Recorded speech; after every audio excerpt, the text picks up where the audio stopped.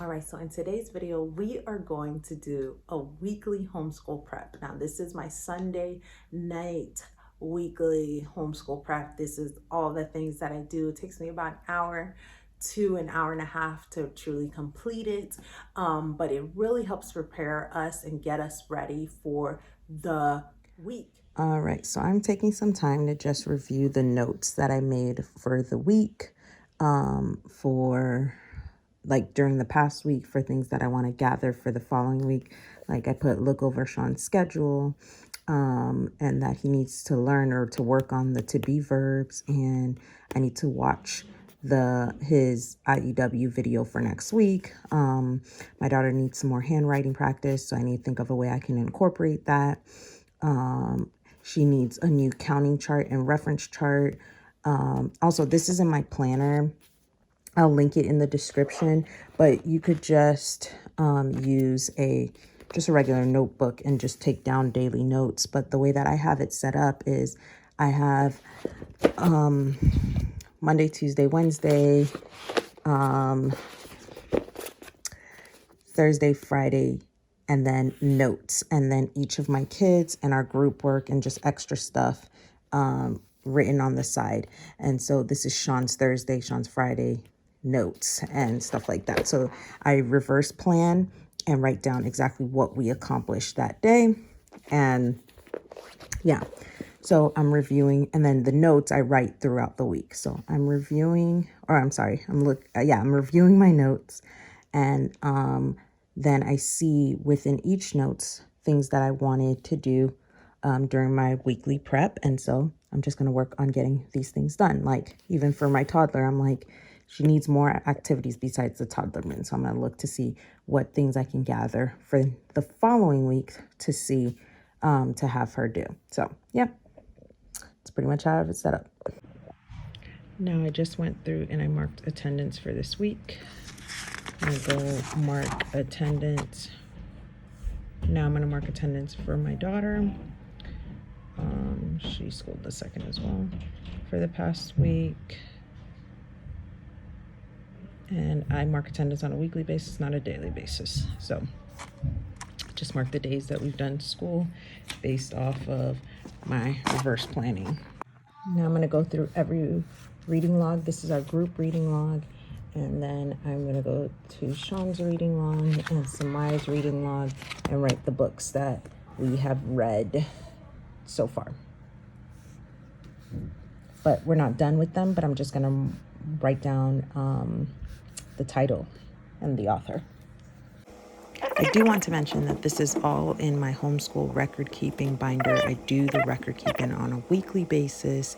That way I don't have like a bunch of stuff backlogged. So by doing it on a weekly basis, I'm able to stay on top of it.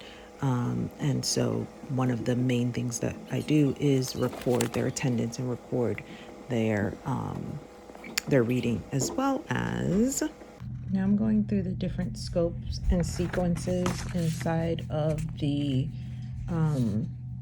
record binder, and I'm just highlighting the sections that my students, the sections that each of my kids are done with.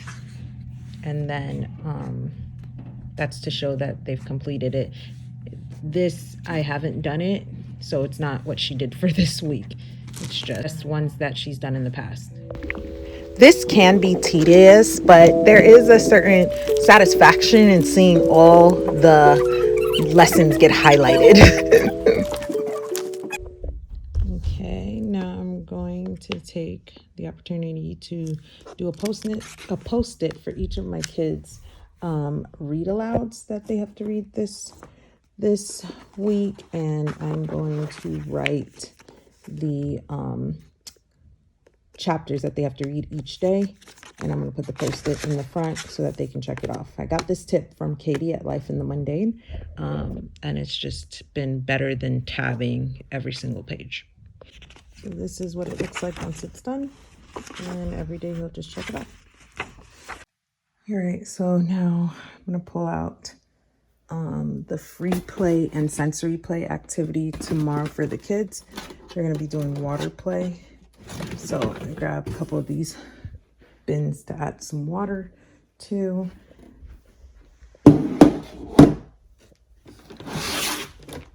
This I need to put back in. Okay, so they're going to be doing water play and they're going to be building tents. So I'm going to grab these and a couple of sheets for them to build tents. All right, so all the stuff to build their tents and do their stuff, pillows, and then that is for their water play. They've got their animals and stuff already out and in the sensory table. So now I'm just looking over science and making sure that I have all the materials. We're not gonna make a cake, but I have aluminum foil and I have a yardstick.